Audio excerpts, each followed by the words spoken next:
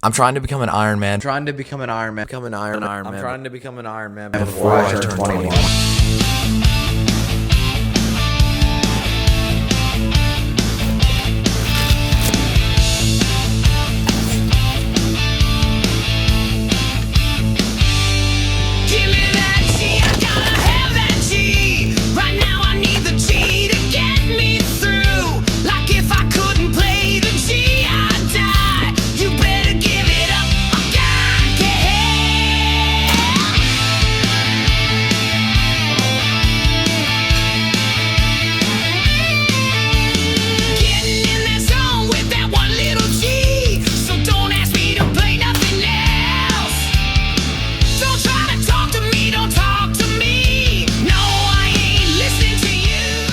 What up, gang? As you can probably tell from the title of this video and what I'm riding on, I got a new bike.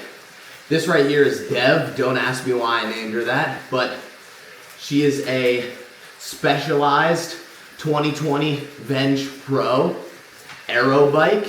Just a road bike. I know we're training for an Ironman, but I got a road bike because I felt like it would suit me and my purposes better down the line. Also, I don't live in that flat of a location. So my friends who knew bikes told me, get a road bike, get a road bike, get a road bike. They're also cheaper than triathlon bikes, but that means that we're going to have to, pedal a little harder than those people who are on triathlon bikes during the race. In this video, I want to break down everything that you need to know about buying your first bike, because actually getting this in my hands was a nightmare. From the time that I purchased this, it took a month to get here. I went through 2 other bikes that I bought and resold back to the sellers because they had so many problems. I'm so lucky and thankful that the 2 bikes that I bought that were problematic had super understanding sellers, so they didn't want to rip me off. They didn't want to give me a hard time. They bought them back from me. Thank God. But I know everyone's not gonna be like that out there. So this video is gonna serve as a do's and don'ts list for buying your first bike. I'm gonna go over my entire indoor training setup here and helpful tips that I picked up from my friends who know bikes and from my experience of buying a broken bike and having to take it back and what I learned from that. But let me start off showing you my indoor training setup. Right now, I'm on Zwift, I'm doing a workout. This is one of the greatest programs of all time. Zwift, it's a little game where you can pull up a character, he bikes along with you. It shows you all your stats, how fast you're going, how far you're going. Your coach, if you have a coach, can program workouts in there for you, or you can just do the workouts that Zwift will recommend for you. But in order to use Zwift, you're gonna need a couple things. So right here, what actually allows me to connect my bike to Zwift is that trainer, the Wahoo Kicker Core. It's a back wheel off trainer, so you take off your back wheel, set it up. I have the Zwift cog on there, which does virtual shifting. You can take a look here. I have buttons to shift up and down, which don't work on the road, obviously. So my shifting while connected to Zwift is independent of my bike's shifters. So I just push these buttons to shift. And that's because I have that little doodad on there. The Zwift cog is super helpful if you don't want to buy a whole new cassette, or you maybe want to put multiple bikes on your trainer, because with each bike is going to be somewhat of a different cassette, which is the sprocket that goes on your back wheel. I'll leave links to everything that I bought for my indoor training setup in the description, but apart from that, if you're looking to just get into biking, some accessories you're going to need to buy are clip-in shoes. I bought these white ones from Trek, and you're going to want to buy white shoes, okay? Apparently in the cycling world, black shoes are not cool at all, so I'm gonna save you the trouble there. Don't buy black shoes, buy white first thing. The shoes are gonna run you back a couple of $100, but you're going to need them. Clip-in pedals and shoes make a big difference, I've found, especially because last year I was training triathlon and doing triathlons on a clip-in list bike, just normal bike pedals. You go so much faster with clip-in shoes and it's effortless, but you do have to watch whenever you get on the road. It's a little bit harder to maneuver. I had some funny fails earlier falling over whenever I took this thing for a test drive because you're not used to actually being strapped into a bike. So you come to a stop and you forget to clip out, you just topple over. Panic a little bit, topple over. But you definitely want clip-in shoes. Those are a game changer. In terms of everything else I bought, just helmet, some sunglasses, some bike bibs, and a biking jersey as well. Those are the fancy shirts and shorts that they have. The bike bibs have pads in the butt, which really helps out with discomfort if you're doing a longer ride. Right now, I'm just raw dogging it in some athletic shorts, which is not ideal, but helps to build the iron butt. I'm doing it on purpose right now. Anyways, I'm getting into the heart of my workout right now, so let me blast this out, and then I'll walk you through everything that you need to know about buying your first bike, because I want you to get into the cycling stuff. It's so much fun.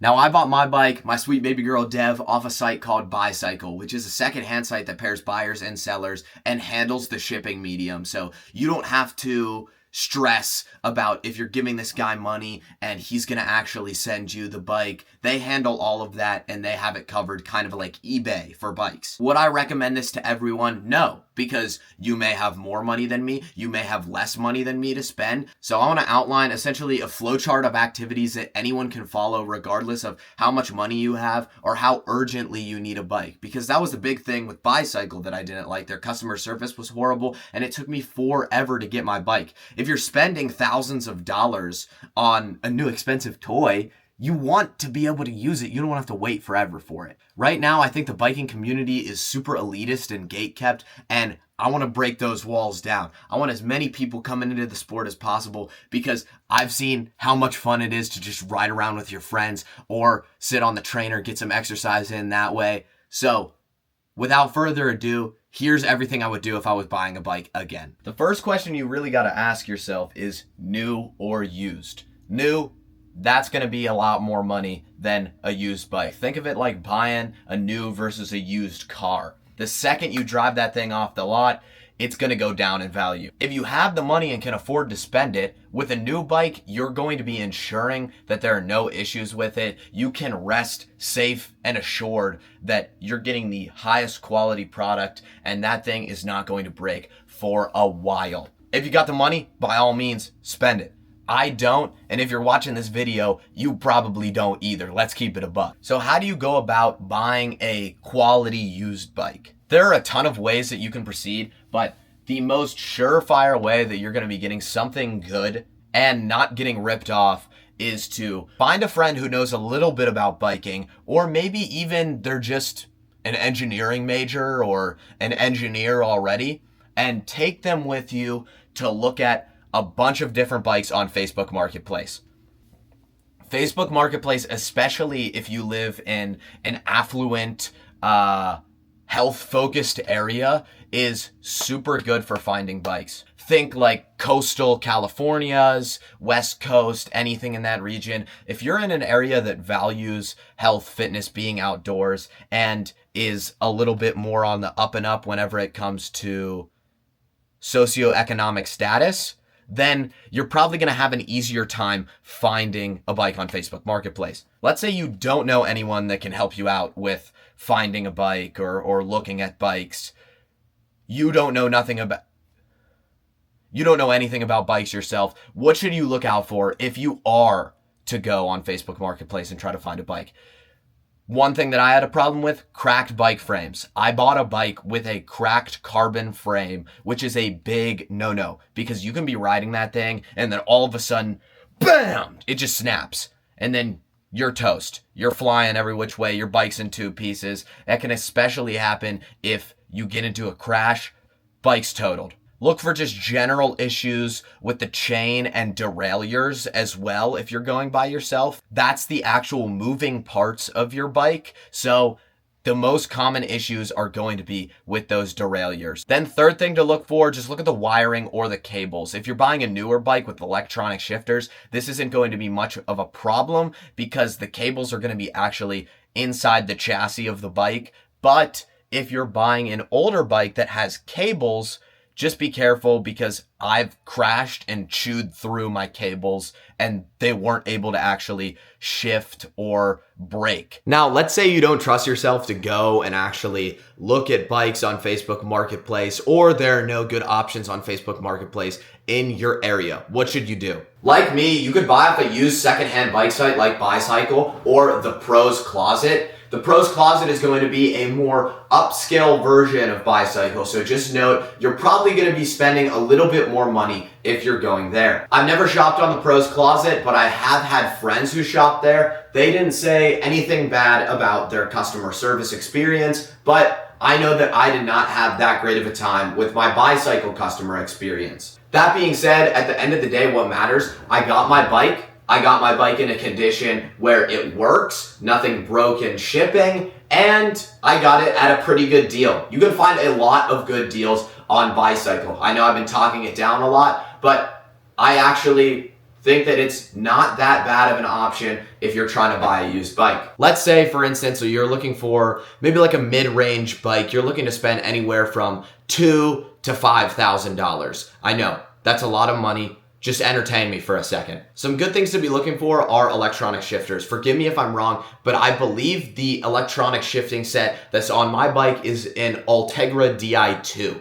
So if you're coming across posts and you see Di2 anywhere, that essentially means you're getting electronic shifters with your bike. What's the difference between electronic shifting and manual shifting? With electronic shifting, you're gonna have no cables, so there's not that chunky cable look that are sprawling out from your handlebars. You're gonna have like a smoother riding experience and smoother shifting experience generally than with mechanical shifters. What it isn't, and I've had a couple friends ask me this, get confused, it's not like manual versus automatic in a car, okay? You're not gonna be pedaling up a hill and the bike's downshifting for you because it knows your needs. No, nothing of that nature. You still have to toggle the shifters. You still have to upshift and downshift. It's not doing that for you. It's just a little bit smoother. So generally, if you're getting a bike with electronic shifters, it's gonna be a little bit better, a little bit faster, a little bit smoother. But if I had to give you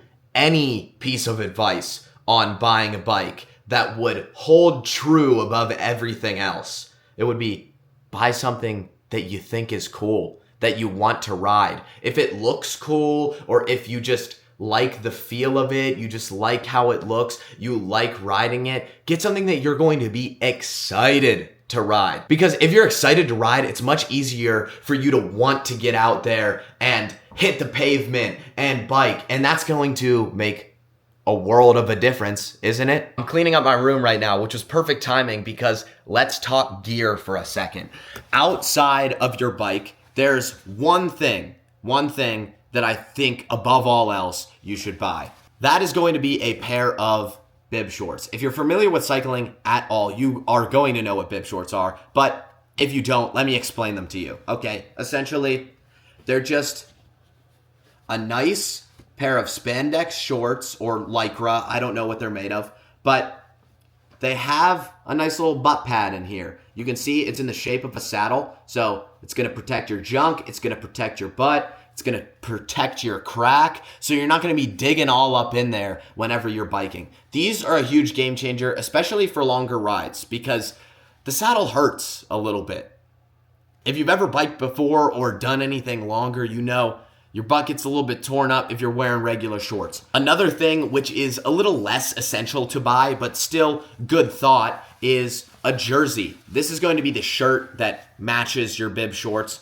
You can take a look at mine here. I just got a nice red one. It's zip up, and what's nice about it is the bib shorts don't have any pockets, so if you're trying to carry anything with you while you're biking, you're not going to be able to stuff them in these. But these jerseys have a ton of pockets on the back. You can see just 3 right here that you can stick things in. I like to toss my gels in here, any food I'm bringing with me on a ride, because if you're biking for like 3-4 hours, you're going to want to eat whenever you're out there. Toss my phone in here, my keys.